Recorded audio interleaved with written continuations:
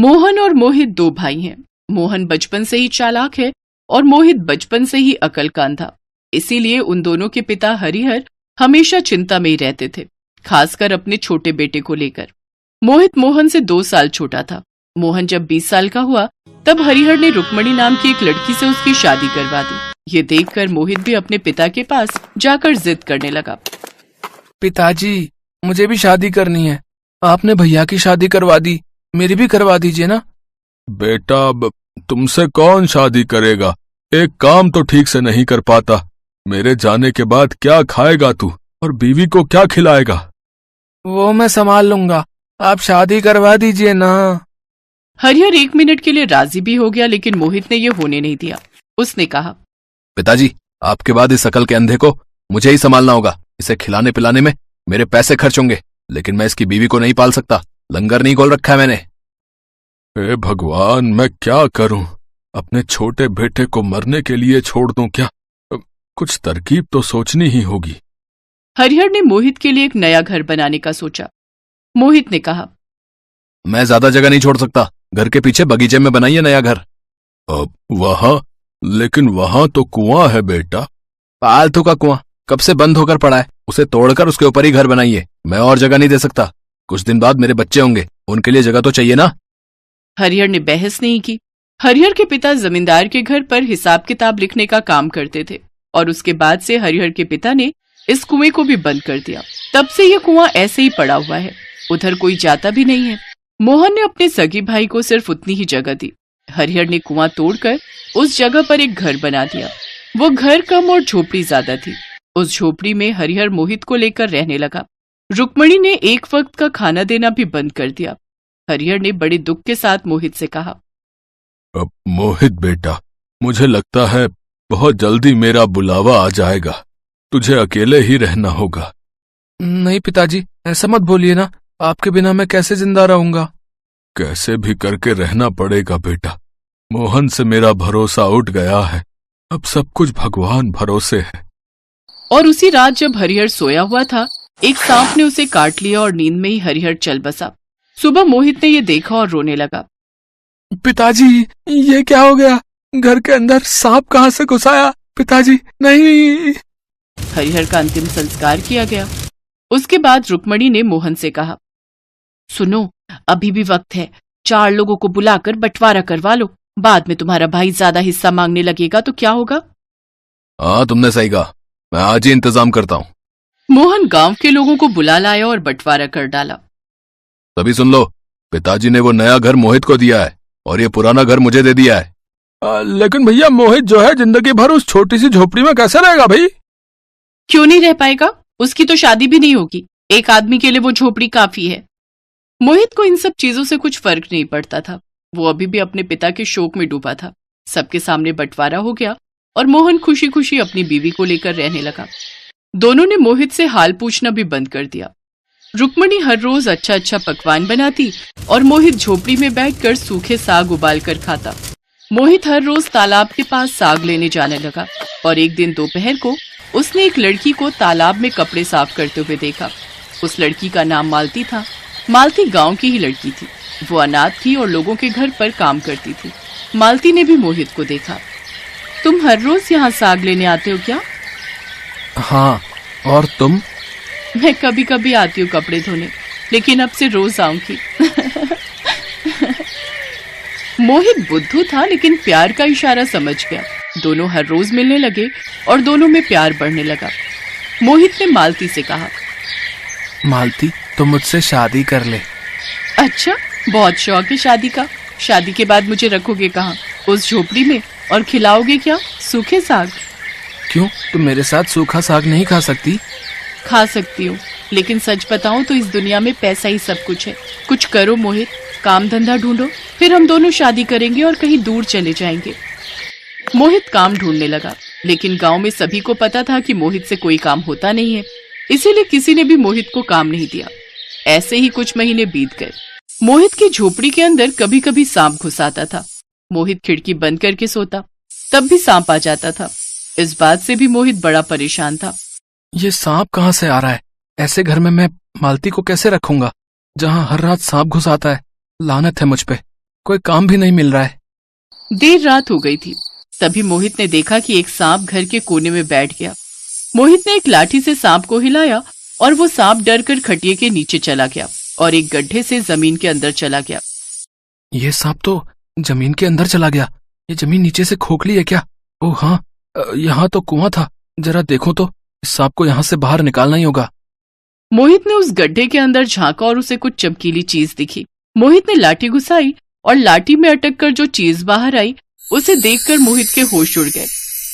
अरे सोने का हार! ये तो कमाल हो गया। सोना मिला है मुझे। मोहित ने तुरंत खोदना शुरू किया। अंदर से वो सांप निकलकर झोपड़ी के बाहर भाग गया और मोहित को ढेर सारा सोना मिला। सोने से कुआं भरा हुआ था। वो सोना मोहित के हाथ में आ गया। जो हिस्सा मोहन ने मोहित को दिया था उसी हिस्से में करोड़ों का सोना था। मोहित करोड़पति हो गया और मोहन बस देखता रहा। उसने पूरे गांव को बुलाकर बंटवारा किया था, इसीलिए वो उस सोने पर हक नहीं जमा पाया। उसके खुद के बिछाए हुए जाल में ही वो फंस गया। मोहित ने गांव में अस्पताल बनवाया, स्कूल बनवाया और खुद के लिए एक बड़ा सा महल बनवाया। और फिर उसने मालती से शादी की। गांव में मोहित हीरो बन गया और मोहन पर सब लोग थूकने लगे। इसी तरह मालती और बुद्धू मोहित खुशी खुशी जीवन बिताने लगे।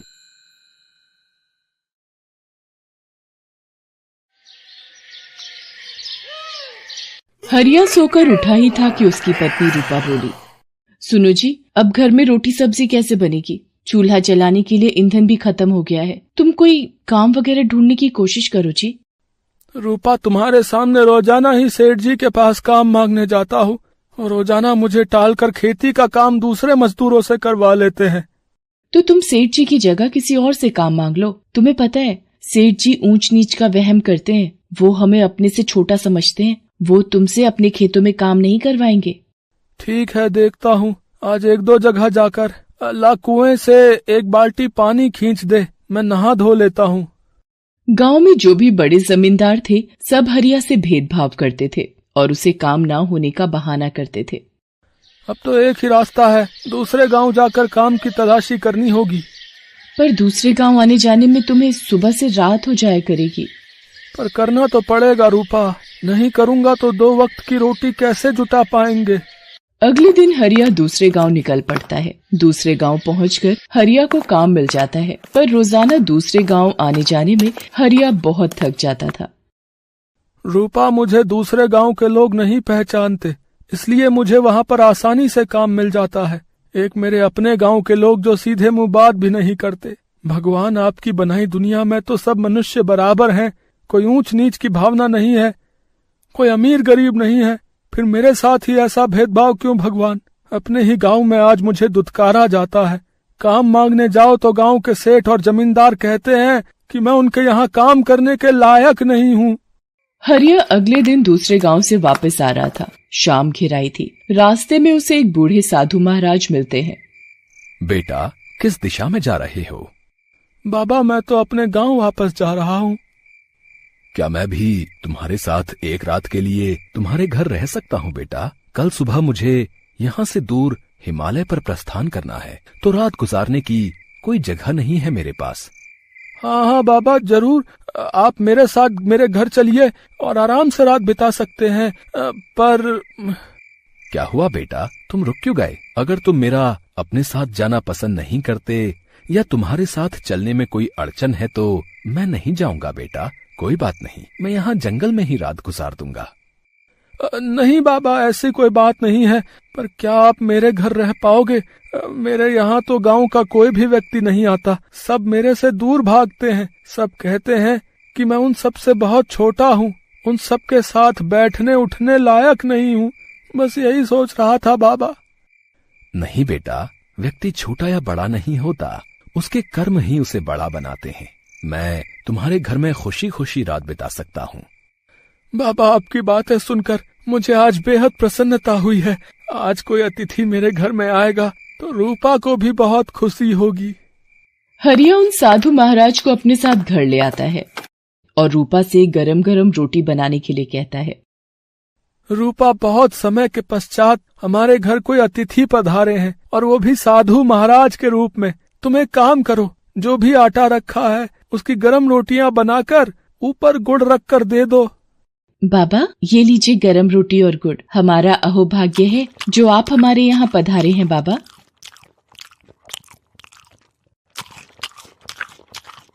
भोजन करने के पश्चात साधु महाराज रूपा और हरिया से कहते हैं, तुम दोनों की सेवा पाकर मैं अति प्रसन्न हूँ मेरे बच्चों।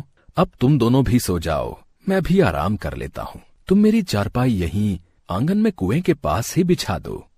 हरिया साधु महाराज के लिए कुएं के पास ही बिस्तर लगा देता है और कुछ समय पश्चात साधु महाराज को नींद आ जाती है। अगली सुबह हरिया और रूपा सो रहे थे। साधु महाराज कुएं के पास जाते हैं और अपने कमंडल में से जल की कुछ बूंदें लेकर कुएं में छिड़क देते हैं। इतनी देर में हरिया और रूपा भी उठकर आ जाते हैं।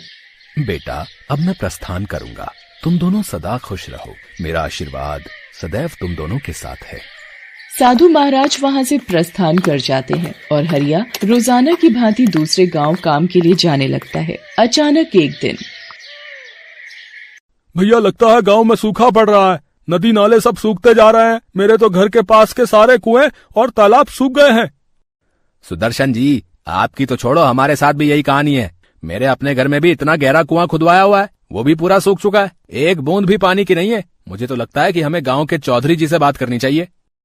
सब लोग गांव के चौधरी के पास जाते हैं, पर वहाँ तो, अजी सुनते हो, घर में चूल्हा कैसे जलेगा, भोजन कैसे बनेगा, पानी की एक बूंद भी नहीं है, सारे मटके और बर्तन खाली पड़े हैं, घर के दोनों कुएं सूख चुके हैं, कहाँ से आएगा पानी पीने का। गांव के इतने बड़े जमींदार हो, तुम्हें पता है गांव में सूखा पड़ चुका है, कुछ तो उपाय सोचो। अब गांव में सूखा पड़ गया है, हम भी क्या करें। जो थोड़ा बहुत पानी था मैंने तुम्हें मंगवा कर दे दिया। अब सारे नौकर चाकर भी दूर गांव से पानी ला ला कर थक गए हैं। कोई भी हमें अपने गांव से पानी नहीं देता है। सबको अपने गांव की चिंता है, इसलिए हर कोई अपने गांव में पानी बचा कर रखना चाहता है कि कहीं वहां भी सूखा ना पड़ जाए। चौधरी साहब, हम सब की भी यही विपदा है कि गांव में पानी कहाँ से आए। पानी की एक बूंद भी गांव में नहीं है चौधरी साहब। सब घरों का बुरा हाल है। गांव के सारे कुएं, तालाब, नदी, नाले सब सूख चुके हैं। कहीं भी पानी की एक बूंद नहीं है। मालिक, कुछ कीजिए चौधरी साहब। गांव में सूखा पड़ जाने से सब लोग बहुत परेशान थे। उधर हरिया और रूपा हैरान थे। रूपा, पूरे गांव में सूखा पड़ा हुआ है, कहीं भी पानी की एक बूंद नहीं है, पर हमारे कुएं में तो पानी पूरी तरह से भरा हुआ है, और वो भी साफ और मीठा। ऐसा कैसे हो सकता है रूपा कि गांव के सभी कुएं और तालाब सूख गए हैं, पर हमारे कुएं का पानी नहीं सूखा। मुझे तो ये उन्हीं साधु बाबा का चमत्कार लगता है जो उस दिन हमारे यहाँ रात में ठहरे थे। मैंने उन्हें कमंडल से कुछ जल की बूंदें इस कुएं में छिड़कते हुए देखा था। शायद उन्हें एहसास हो गया था कि इस गांव में सूखा पड़ने वाला है। हे साधु महाराज, आप जहाँ कहीं भी हैं, हमारी तरफ से धन्यवाद स्वीकार कीजिए। हरिया और रूपा मन ही मन उन साधु महाराज को धन्यवाद करते हैं। उधर जब ये बात जमींदार को पता चलती है तो वो भी हैरान रह जाता है। क्या उस गरीब का कुआं पानी से भरा हुआ है? ऐसा कैसे हो सकता है? ये तो असंभव है कि पूरे गांव में पानी की एक बूंद नहीं है और हरिया का कुआं पानी से भरा हुआ है। तो आप नौकरों को भेजकर हरिया के कुएं से पानी मंगवा लीजिए, कम से कम बच्चों को पानी तो मिलेगा। बार बार प्यास से बिलख रहे हैं। पर हम हरिया के घर का पानी कैसे पी सकते हैं? वो हमारी बिरादरी का नहीं है। हम ऐसा कैसे कर सकते हैं? हम एक जमींदार होकर एक गरीब के घर का पानी पिएंगे? चौधरी साहब, यदि हम ऊंच नीच देखते रहे तो हम सब बिना पानी के स्वर्ग सिधार जाएंगे। हाँ, हमें मजबूरीवश हरिया के कुएं से पानी लेना ही होगा। अब सिर्फ हरिया ही है जो इस गांव के लोगों को सूखे से मरने से बचा सकता है। चौधरी साहब, बात को मान लीजिए, वक्त की नजाकत को समझिए। इस गांव को बचाने के लिए हमें हरिया की मदद लेनी ही होगी। ठीक है, हम हरिया के घर जाएंगे और पानी की सहायता के लिए मदद मांगेंगे। हम जानते हैं हमने हरिया के साथ बहुत बुरा किया है, इसलिए आज भगवान भी हमारी तरफ नहीं है, वो भी हरिया के साथ है। पूरे गांव में सूखा पड़ा हुआ है, पर सिर्फ हरिया के घर में पानी की कोई कमी नहीं है। ये सब शायद ईश्वर का ही प्रताप है। वो हमें सबक देना चाहते हैं। चलो, सब गांव वाले हरिया के घर चलते हैं। चौधरी साहब गांव वालों के साथ हरिया के घर जाते हैं। चौधरी साहब को अपने घर आया देख हरिया हैरान रह जाता है। चौधरी साहब, आज आप मुझ गरीब के घर पधारे, मुझसे कोई गलती हुई है क्या? चौधरी साहब, जो आपने यहाँ आने का कष्ट किया। हरिया, अब सिर्फ तुम ही हो जो इस गांव को सूखे की चपेट में आने से बचा सकते हो। क्या तुम अपने कुएं का पानी गांव वालों को प्रयोग में लाने की इजाजत दोगे? चौधरी साहब, आप मुझ गरीब के घर का पानी पिएंगे? अपने गांव की सेवा का मुझे मौका मिला है तो मैं भला पीछे कैसे रहूंगा। ये मुझ गरीब का कुआं नहीं, ये पूरे गांव का कुआं है। गांव को बचाने के लिए मेरी जान भी हाजिर है। इस कुएं से पानी भरकर मेरे गांव वालों की प्यास बुझेगी तो मुझे भी बहुत खुशी होगी। आप सभी गांव वालों को बोल दीजिए कि ये पूरे गांव का कुआं है, वो चाहे जितना मर्जी यहाँ से पानी ले सकते हैं। हरिया, हमें माफ कर दो। हमने हमेशा तुम्हें गांव में सबसे छोटा समझा। हम तो सीधे मुंह तुम्हारे साथ बात भी नहीं करते थे, पर आज तुम ही इस गांव को बचाने के काम आए हो। तुम्हारा बहुत बहुत शुक्रिया हरिया। हरिया, आज के बाद तुम्हें दूसरे गांव में काम की तलाश में जाने की कोई जरूरत नहीं है। तुम मेरे खेतों पर ही काम करोगे और अपना जीवन यापन करोगे। मुझे माफ कर दो, मैंने हमेशा तुम्हारे साथ गलत किया। तुम काम मांगने के लिए आते थे पर मैं तुम्हें टाल देता था, पर आज मैं तुम्हारे पास पानी मांगने के लिए आया तो तुमने बाहें पसार कर मेरा स्वागत किया। किसी ने सही कहा है, इंसान अपने कर्मों से ही ऊंचा बनता है, जो आज तुमने साबित कर दिया हरिया। हरिया को उसकी अच्छाई का फल मिल गया था और आज एक गरीब का कुआं अपने जल से ऊंच नीच के भेदभाव को धो चुका था। Thanks for watching.